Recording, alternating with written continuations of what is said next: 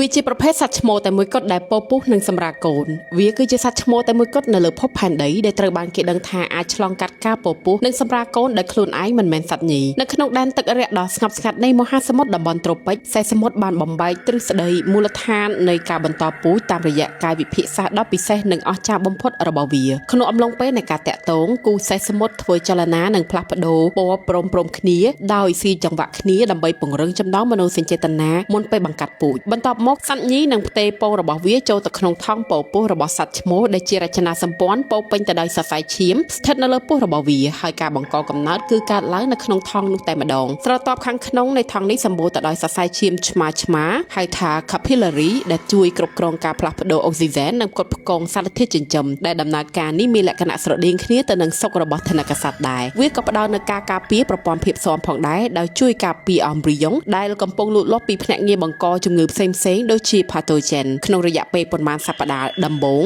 ប្រព័ន្ធ endocrine របស់សត្វឈ្មោលមានការផ្លាស់ប្ដូរដោយមានអរម៉ូនជួយទ្រទ្រង់ការពោពុះនិងរក្សាតុល្យភាពផ្ទៃក្នុងស្រាប់ពេលដែល embryo ធំធាត់បរិយាកាសក្នុងថង់ពោពុះបានកែតម្រូវបន្តិចម្ដង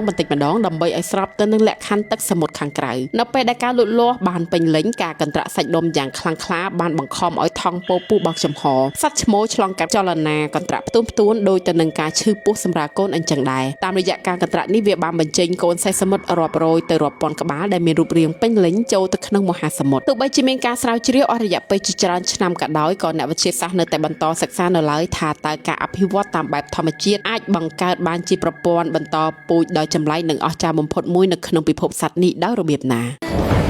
Boostrong ញ៉ាំ Boostrong ឆ្ងាញ់ជាងគេ